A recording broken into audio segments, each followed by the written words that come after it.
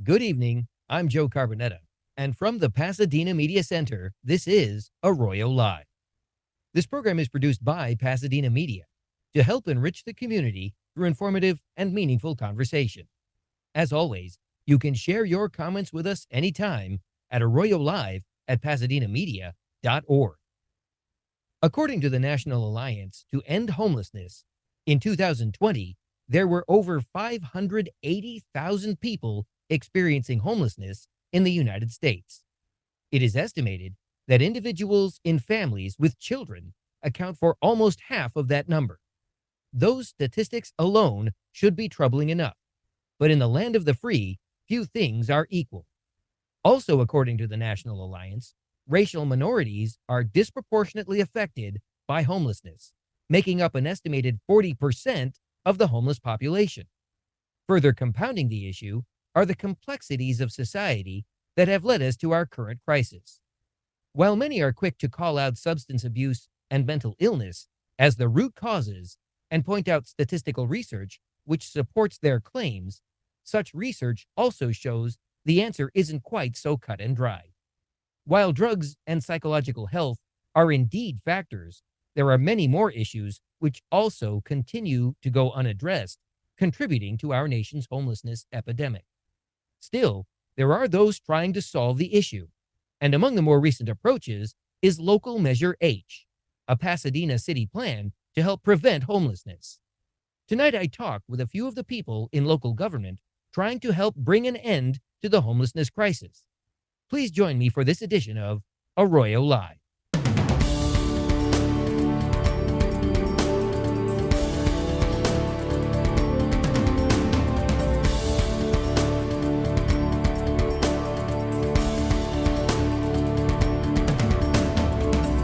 Joining me first is Pasadena City Attorney Michelle Bonaris. Welcome and thank you for being here. Thank you so much. As Joe mentioned, I am Michelle Bonaris, and I am the Pasadena City Attorney, City Prosecutor.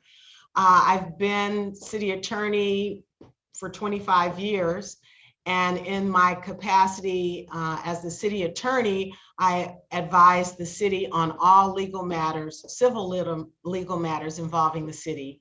I'm also the City Prosecutor and oversee the misdemeanor and infraction matters that occur within the jurisdiction of the city. I've been asked today to speak briefly to Measure H, which in November 2022, Pasadena voters passed Measure H, and that is the city's charter amendment initiative measure, which imposes rent control. It passed with 53.8% approval of the total votes cast in the election. And so Measure H is now in effect. Without getting into details of the measure, this charter amendment assigns the duties of administering rent control to a rental housing board, which is currently expected to be appointed in April of this year. The city is making preparations to organize and establish the board with help from the city clerk's office. And city staff discussed the measure with the city council at a public meeting earlier this month on January 9th. There is also a lawsuit that was filed by the California Apartment Association and individual property owners in the city. That lawsuit challenges the validity of Measure H on a number of grounds. There is a court hearing that will be held on the lawsuit at the end of March. And at that point, we might receive some guidance from the court regarding the next steps and where we go from there. However, the city is required to continue implementing Measure H until and unless a court directs the city to stop doing so. The city has received a number of inquiries from the public regarding the validity, implementation, and enforcement of Measure H. Unfortunately, the city can't provide legal advice or assurances to either the landlords or the tenants about the measure due to the way the measure was written. It not only assigns the duties of administering rent control to a rental housing board, but it says those duties are independent of the city manager and the city attorney. At this point, Questions about Measure H or individual rights or approaches would be best raised with a private attorney or a legal aid organization that might be able to assist and give some guidance or direction. And Joe, to keep the community informed regarding Measure H, the city has created a web page which can be found at www.cityofpasadena.net. And that provides some of this information, and we'll continue to update it as the appointment process for the Rental Housing Board proceeds. But given the pending lawsuit challenging Measure H, I will not provide further comments regarding the litigation or the measure at this time, really, nor should other city representatives. Joe, I appreciate this opportunity to speak with you and the community. However, I have another commitment, so I will need to leave now. But thank you so much, and I hope you have a good day. I'm now joined for the remainder of our program by Ms. Michelle White of Affordable Housing Services. Michelle, how are you this evening? I am very well. I'm doing well. Thank you. How about you? I am well. Thank you very much. I would like to start out by asking if you would tell the folks at home just a little bit about Affordable Housing Services. Okay, I'm the executive director, and that means that we rent and advocate on behalf of very low income and formerly homeless individuals. And that tied in very neatly with the rent control campaign that we were very much engaged in over the last 2 years. Well, you know, it's an interesting time because the COVID pandemic seems to have wreaked havoc with the entire census taking, especially where the homeless count is concerned. But one of the more solid statistics goes back to 2020, where the number was projected to be well over 500,000 homeless people throughout the United States of America.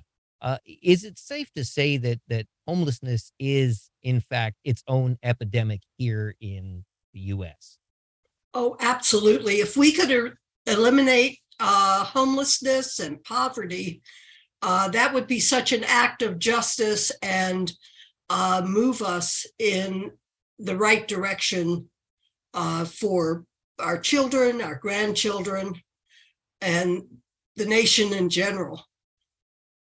So often when we talk about the homelessness crisis, and especially if we take at face value everything we are given in the mass media, most directly television news, there's a lot of talk and a lot of finger pointing that all comes back to issues with substance abuse and perhaps with mental illness or at least psychological health being the two major factors that contribute to the explosion in the homelessness population that we've seen in recent years. But that's really not a fair characterization. There are a lot of other factors that are contributing to this increase in homelessness. Is that also fair to say? Absolutely. The main component of homelessness that we're seeing as a provider are seniors who are incapable of living on the pensions and money that they've set aside. Most of them do not have either addiction issues or mental health issues. They're just too poor to live within Pasadena at this point. Now, we do, in the past, we have seen addiction and mental health as a major component, but it's not the major component that we're seeing come through the door at this point. Another interesting statistic, and you bring up a very important point, that financial instability is one of the chief contributors to this increase in the homeless population. There are a lot of statistics that suggest that racial minorities are among the highest group or the largest group that are affected in terms of homelessness, that they are being disproportionately affected. And of that 500,000, that number that was that I gave just a few moments ago, that at least or approaching half of that are families with young children. Yes, all of the groups that fall under fair housing are families with children, persons of color, people with disabilities. If you look at this as a fair housing issue, it is a primary one because it affects it's such an injury to the people who are most vulnerable.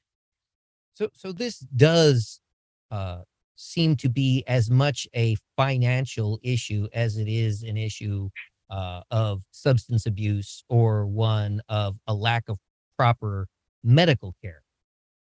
Absolutely. And if we can do something about the income issues, that would go a long way. Then we could start dealing with, because what we do here is we house people first, and then we bring services to them. And if they are housed, it is much easier to provide mental health services or addiction counseling or medical care, because we find that a lot of people who've been on the street have tremendous health needs that are long-term and need to be addressed. And we've had a few people actually die after they finally receive some housing, which is tragic. Well, I'd like to get a little more into the services that are available through affordable housing in just a moment. I would like to inquire with you about Measure H, which really aims to try and address the homelessness issue by making affordable housing or making housing affordable, perhaps. What are your thoughts on Measure H? Can you give us a bit of a background on it? Well, I've got a background from two vantage points. I've been a tenant in Pasadena for almost 40 years. And in addition to that, as the executive director of Affordable Housing Services, we provide housing, so we're landlords. So I've got both sides of the coin at this point when looking at the issues that are coming up for our tenants, and also myself as a tenant. So Measure H was designed to address some of the more egregious issues. It is but one step towards trying to make housing more stable. And that's the main focus behind Measure H, and which is stability in housing, because it allows for people to remain housed unless there is a just cause for them to be evicted, such as not paying their rent or other kinds, not cooperating when repairs need to be done and things like that.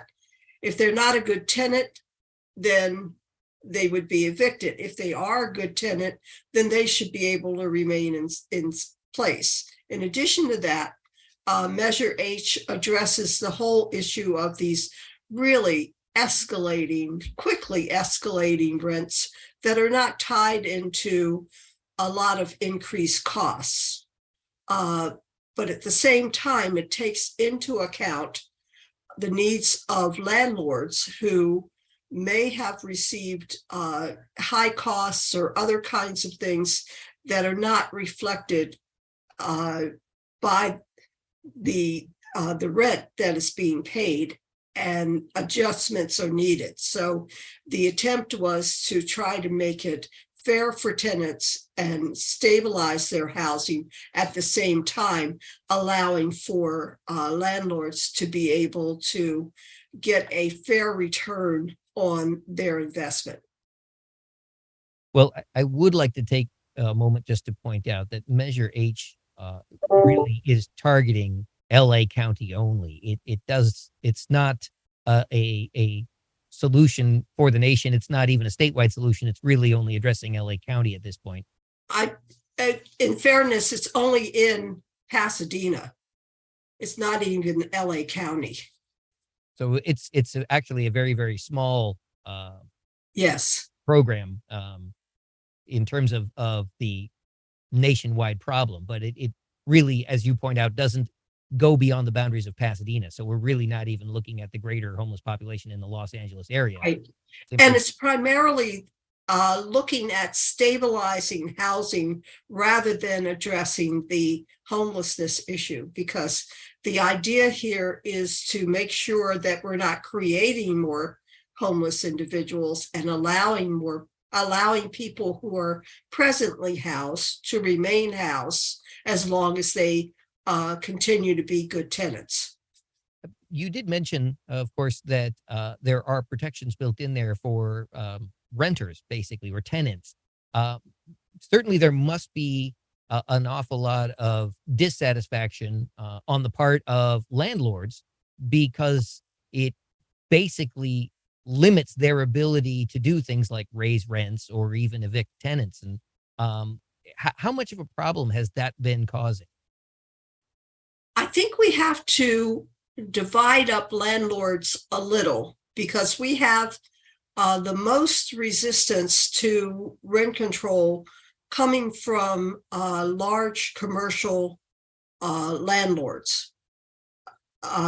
Whereas the mom and pop landlords have tended to be people who are already invested in their community and have one or two units because they were able to afford that after some period of time. And they recognize the need for keeping people stable, and they're actually invested in that, because if you have people who are moving all of the time as a mom and pop landlord, what you have to do is refurbish the apartment every year or two, which costs a lot. And then you have to spend a lot of money trying to find new people to move in. So the mom and pop landlords have a less of a Opposition, perhaps? opposition to rent control, because in many ways they've been already invested in rent control. They often do not raise the rents beyond the capacity of people who now live there to actually afford to stay, because it's in their best interest to have a good tenant remain stable. Well, that's an interesting point that you make now, because that raises the question, is part of the affordable housing or lack of affordable housing that we are seeing in society in general, in cities across the nation, the fact that many of these multi-dwelling units, these apartment complexes, have really become investment opportunities for larger companies, where they're simply interested in turning everything into high rent so that they can make a profit for investors. That's our take. And by our, I meant the campaign Yes on H.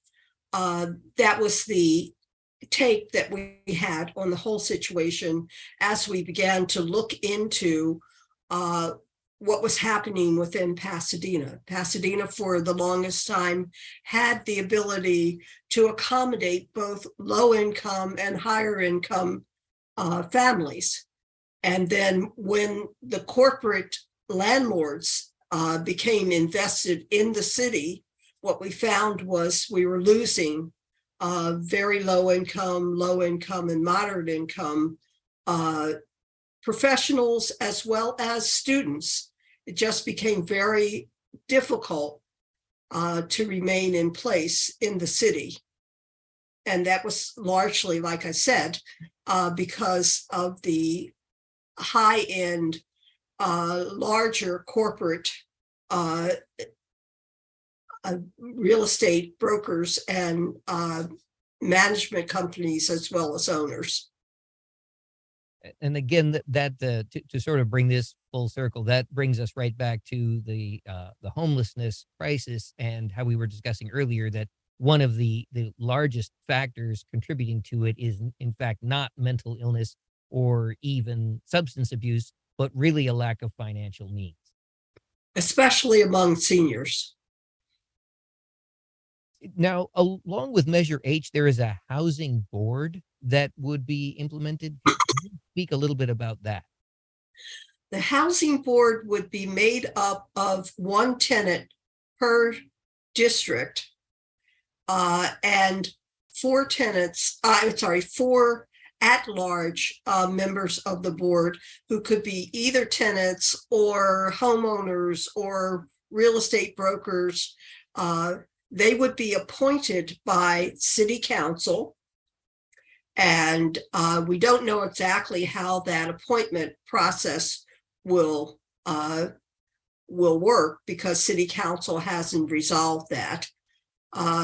Of late, they've been interviewing people, but they may not decide to do that for these appointments.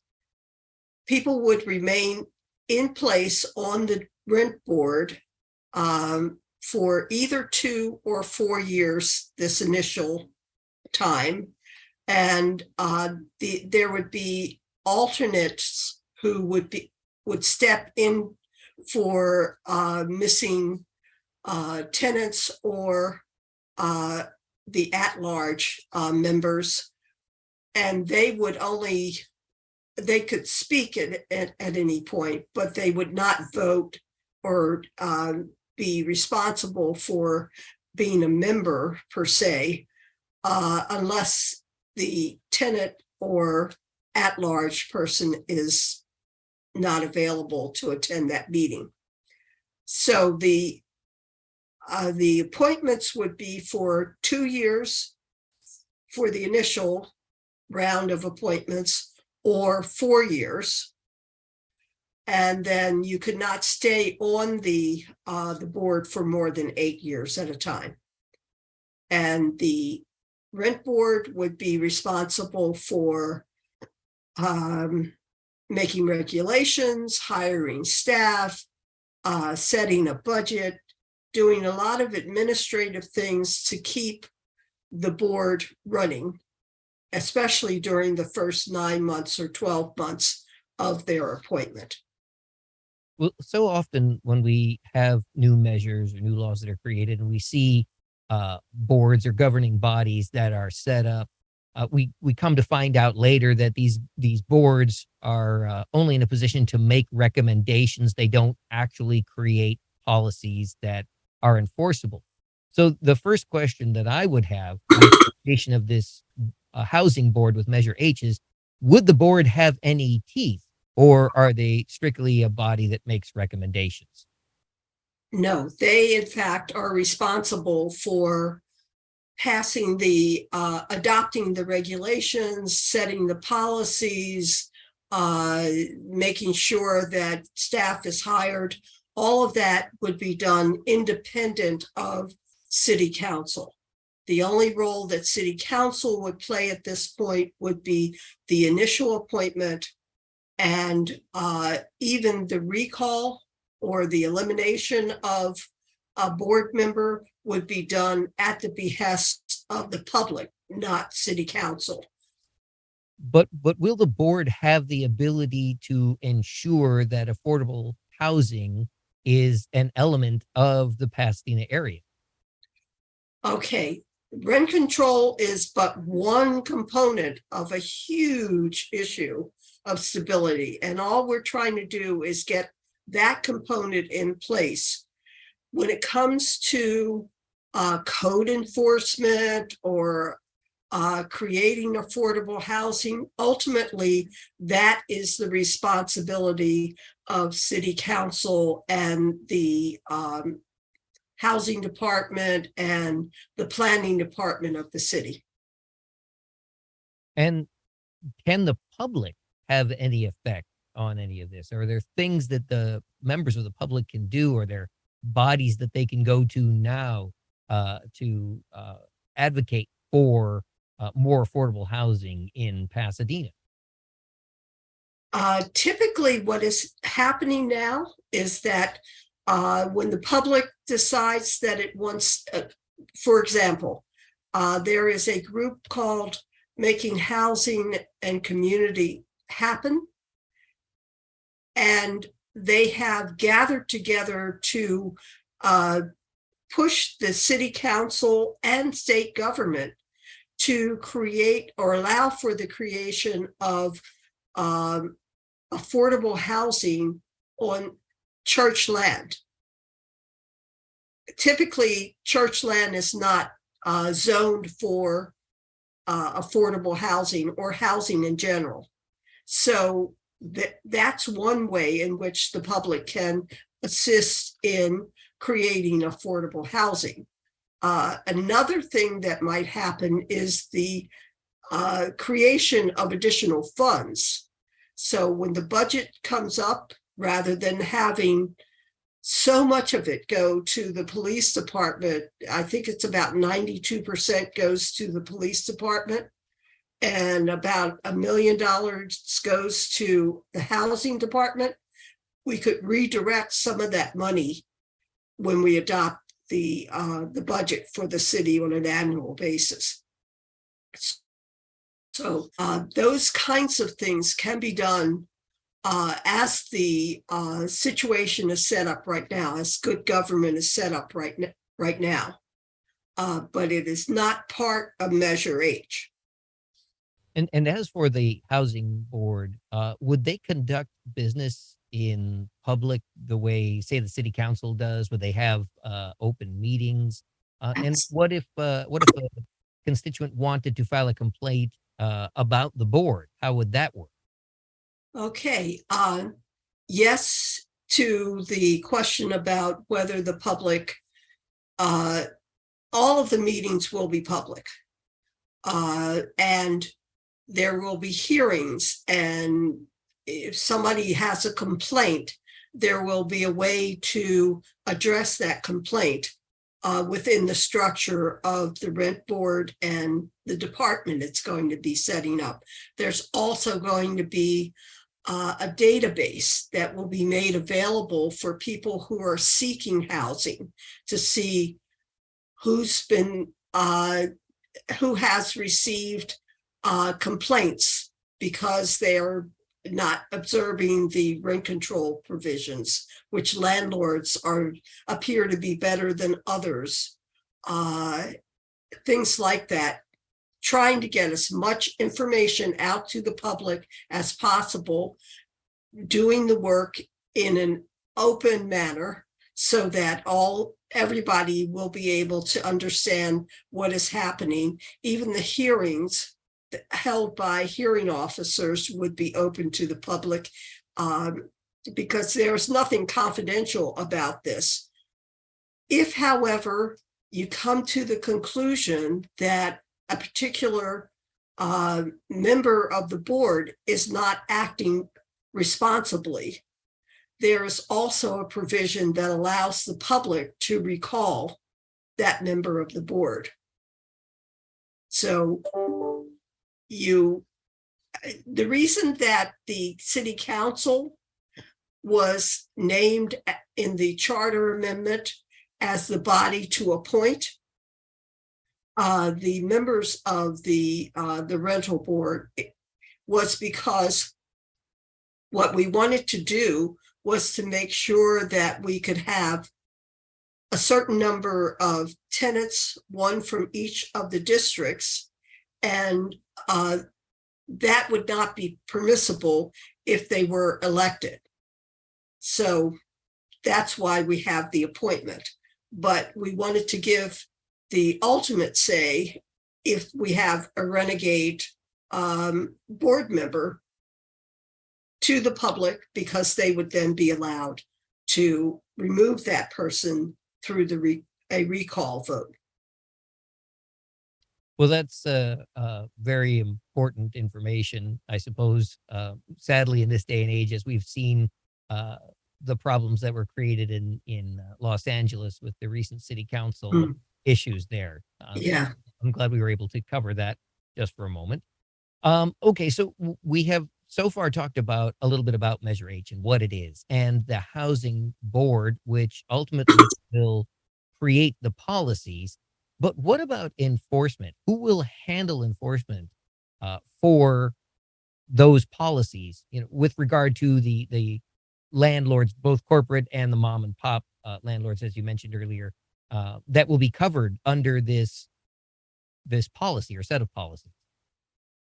Part of what the measure calls for are hearing officers, so that if a tenant has a gripe against his or her landlord, you bring that to the hearing officer and they can issue orders to make things right. If for some reason your conditions are unsatisfactory, uninhabitable, then a order can be issued. In addition to that, the city will continue to maintain code enforcement officers, and they can be brought into the process. So it will be a mixture of both city and rent board activities, working to make sure that housing remains not only stable, but it maintains its conditions, so that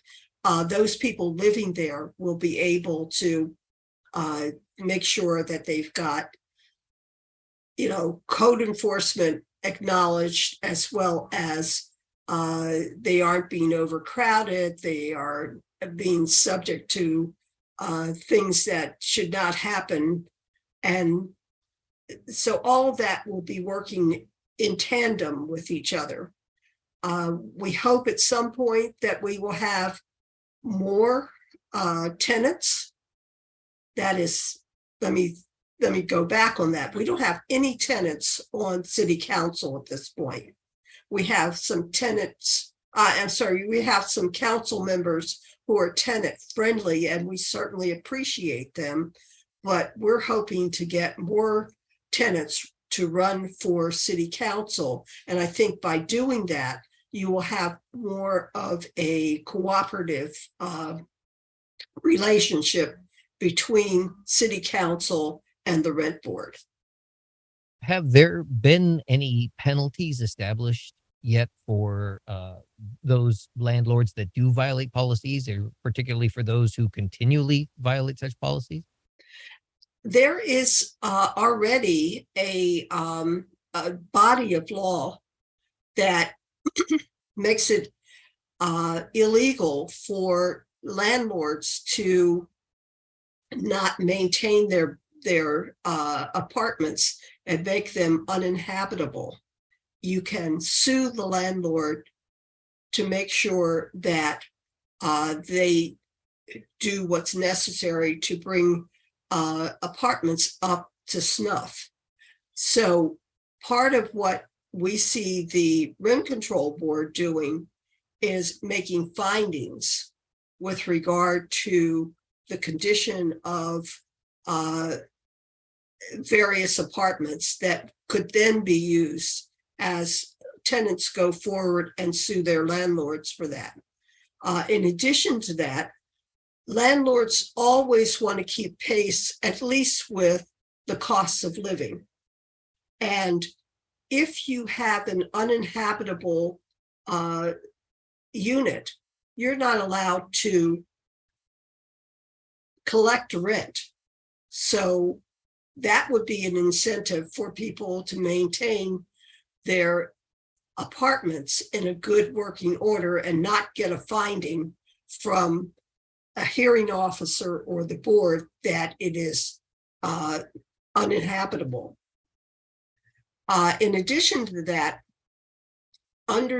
specifically under Measure H, you may not be entitled to an increase in rent if you are not maintaining your unit in an habitable manner.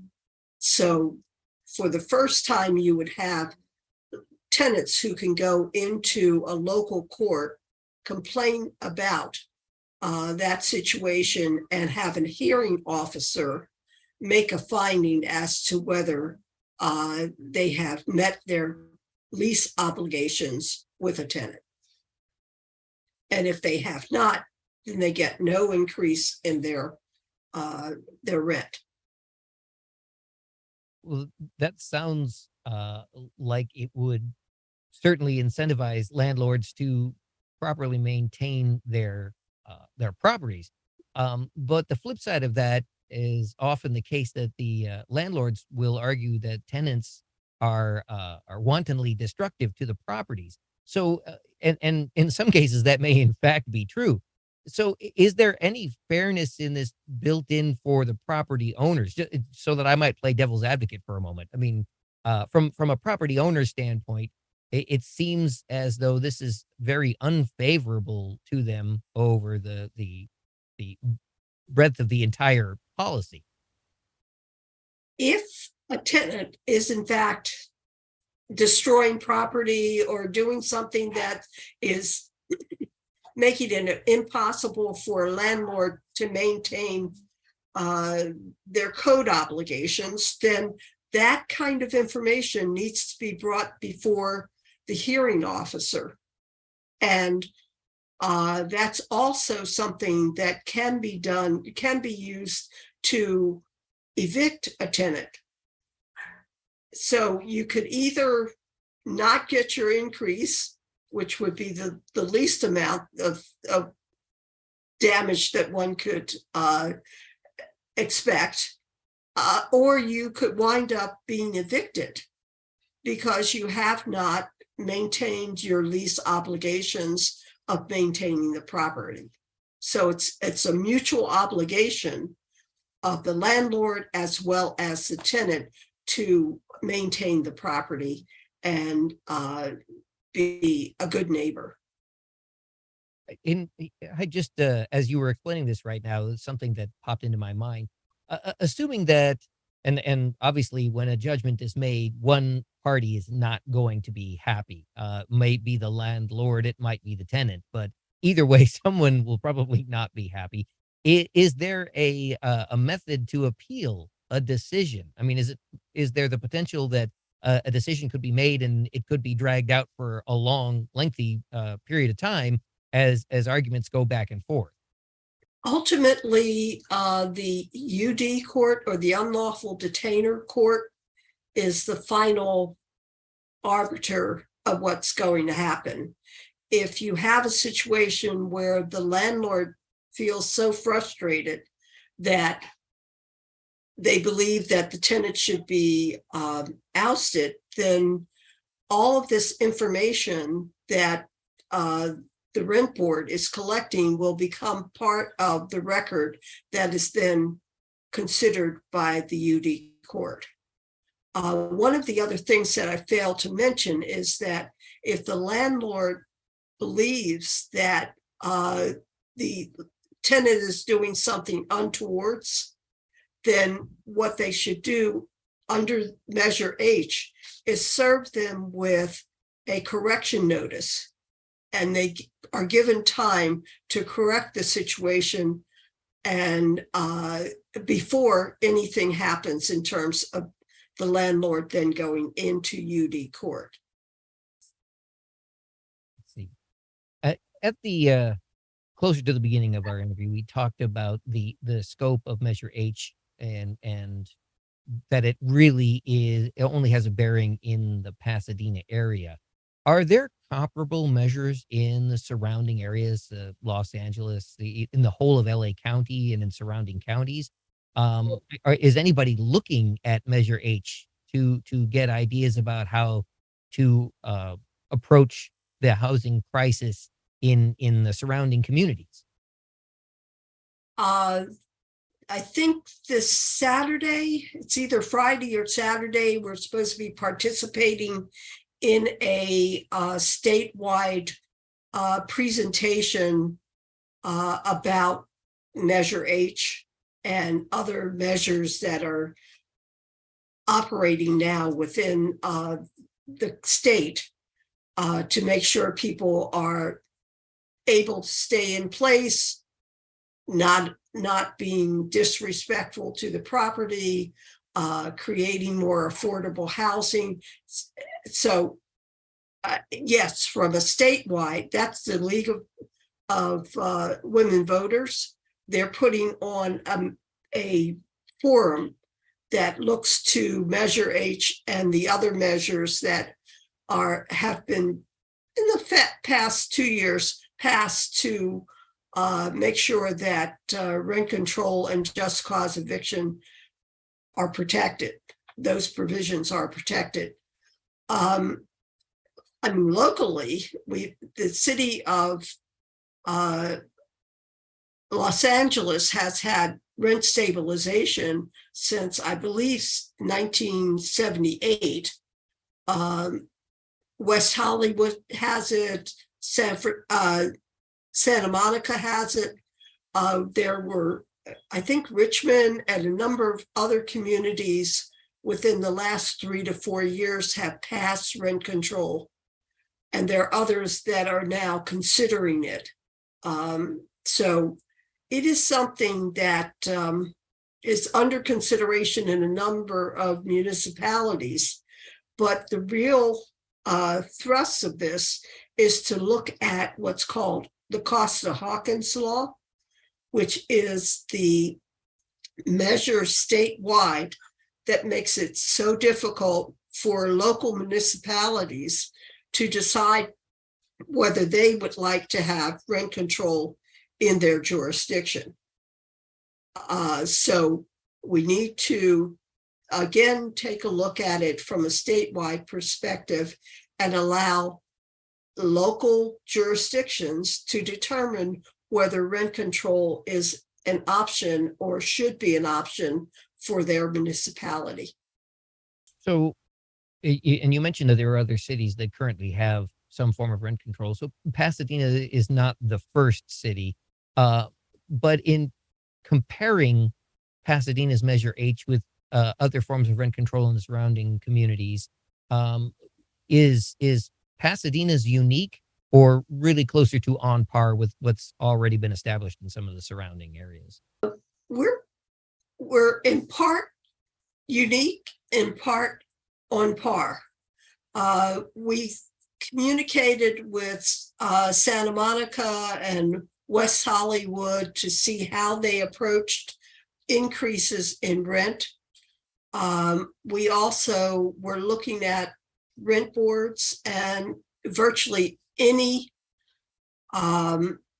city with a rent control measure in place has a board that is either internal or external to the city itself. But they do have a rent control board that will address the issues of just cause eviction and rent control and how you go about stabilizing rent within a city. I'm thinking of Santa Monica at this point. I know that they are very much the city council and the rent control board and rent control in general, they're all tied in together. And I don't think there's one person in the last 20 years who ran for city council who was not supportive of rent control in that city. So I think that's the future for Pasadena, that you will have many more supporters of rent control on the city council. Well, now, if I am an average citizen and a tenant within Pasadena, what do I have to do to avail myself of the protections that Measure H has been created to afford? Well, one thing right away is that there is a rollback provision in Measure H. Essentially, if you have received an increase in your rent between May 17th, 2021 and the present, then the amount or the level of rent that you're supposed to be entitled to pay is that amount that was in place in May 2021. If your rent increase was greater than that, and it was more than 3/4 of the CPI, the Consumer Price Index or inflation, then you're entitled to, going forward, to pay only the amount that would be the difference between what you paid and the amount that should have been paid as of May 17th, 2021, plus the adjustment for inflation. So that's one way of participating right away. Another participation, which I am hoping that people will take advantage of, is to apply for the rent board and become very much immersed in this process, and make sure that people understand what they're entitled to and how they can address the differences in what they're paying and what they are entitled to pay, or limited to the amount that they're entitled to. Forgive me for interrupting, but as a tenant right now, if I wanted to find out whether, in fact, my landlord is following the provisions of Measure H, where would I go for that information? The Pasadena Tenants Union is very much steeped in this process. They were part of the groups that came together to make sure that the various provisions were passed in November of 2022. They meet twice a month at Flint Ridge Center at 7:00, and people are invited to attend. You can attend either in person or by Zoom. It's more difficult by Zoom, but we try to make it happen. So that will help people identify what they're entitled to under the Pasadena provisions. The Eviction Network is also one of those groups that is trying to ensure that people are getting their rights. Unfortunately, we don't have a well-funded legal services group at this point. People can go there, but we really need to have the city of Pasadena and other cities contribute to legal services for low-income people so that they can protect their rights. But we're not there yet. And are there any websites that someone can go to for more information at this point? Is there anything available on the city's website? City's website will let you know what's happening with the rent control measure, and where we are, how soon we're going to have the board, how you apply to become a member of the board, things like that, and the status of the litigation that's ongoing at this point. In addition to that, PTU, or the Pasadena Tenants Union, keeps tenants up to date as to what's happening and how they can go about protecting their rights.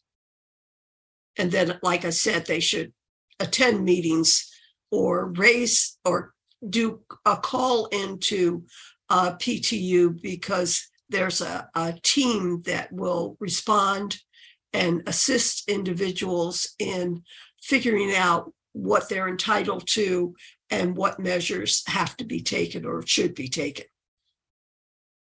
So, last question I would like to ask about Measure H is implementation. Is that an ongoing process right now? And how long before Or I should say, if so, how long before it is fully implemented? We're still looking to have appointments of people to the rent board. And then the rent board is supposed to come up with, once it's appointed, supposed to come up with regulations within 6 months after its appointment. And then after that, regulations are going on, or they're drafting those. We also need to have the hiring of staff, the drafting of a budget, because the Measure H calls for the city to advance the funds necessary for the first year. And then after that, a fee will be imposed upon landlords for the support of the rent board and its hearing officers and other staff. So you've got the rent board, you've got the regulations, you've got a budgetary function that they have to perform, as well as setting up an inventory of all of the rental units in the city. We don't have that information. And then in addition to just having that information, certain information will be made available to people who are looking for housing so that they can figure out who looks like a really good landlord versus somebody else. I know I am missing one. So there's a whole bunch of things that need to happen. I think it's going to be at least 9 months. It may be a year before it is fully operational. I was going to say it sounds not inconceivable that we might be looking at about a year or so before this is really in fully implemented. Yes. Michelle, we're coming to the closing minutes of the show, and I did mention earlier that I wanted to come back around to affordable housing services and talk about that for just a moment. We only have a few minutes left in the program, and I apologize for that. But can you tell our viewers at home what services are available through affordable housing services? The major service is housing. I guess it's not really a service, but we provide housing. And then once we've got levels of or different types of housing, we've got tenants who were formerly homeless, and the services available to them include social workers, linking them into services throughout the city, whether it's medical or psychological or jobs, or if they're ready to move on to another place to live, we will provide them transportation and help with finding another place. We also have low-income housing, and in truth, I have to tell you, we've got units that range from 3 to 5 bedrooms, and it is not uncommon for our tenants to stay there for 20 years because I'd like to think that it's only because we're good landlords, but it's also because affordable housing is so scarce within the city that people come and they don't leave unless they're moving to another part of the country or whatever. And if someone would like to reach out to affordable housing services, how can they contact you? Okay, if you want to reach me at Affordable Housing Services, you can call 626-744-9033, or you can email us at affhsgservices@sbcglobal.net. Hopefully we can put something up in writing for that. I was going to say that's quite a lot Yeah. to remember there. We can get some information. I would like to ask you in these last 2 minutes of the program for your final thoughts on not only the homeless situation, but Measure H and and where the city is going, in trying to combat this growing problem. The city has not been terribly receptive. And by the city, I meant the city council has not been terribly receptive to the idea of having rent control within the city. But they did a really good job in defending the existence of the measure that was passed when the California Apartment Association sued us. They actually sued the city, and the city defended against the suit that was brought. And now a couple of us who are proponents of the measure, as well as Affordable Pasadena, the corporation that supported this, are now part of the suit as interveners. So there seems, and the city clerk's office has been really great about supporting getting this measure up and running. I am hoping that this will be the start of greater power being exercised by tenants within the city, because I hope that we will get to the point where tenants are, we're 60 to 62% of the residents in the city. I would like us to be at least 60% of city council. So that's part of the measure that I think that is yet to be fully explored. It's not actually part of Measure H, but it is one of the goals of Measure H, to give more power to those tenants who are largely the residents of the city. So I guess that's, unless there's something more specific that you want me to get into. No, thank you. I just wanted your closing thoughts on that. And actually with that, I'm afraid we have kind of come to the end of our program. We've run out of time, but Ms. Michelle White of Affordable Housing Services, thank you so much for joining us this evening. It has truly been a pleasure speaking with you. And thank you for having me back. I really appreciate it. I would also like to extend our thanks to Pasadena City Attorney, Ms. Michelle Bonaris, I'm sorry, for joining us this evening. She had to leave a little early because of some previous obligations, but we thank her for her time as well. And again, thank you so much for joining us this evening. It has truly been a pleasure, and hopefully we'll see Measure H implemented as quickly as possible, and continue the fight to improve the situation with the housing crisis. Thank you so much. And thank you for getting the word out. It's truly our pleasure. For our viewers at home, if there are topics you would like to see addressed on this program, you can email them to arroyolive@pasadenamedia.org, and we may include them in a future broadcast. Until next time, this has been Arroyo Live. I'm Joe Carbonetta. Thank you for watching, and good night.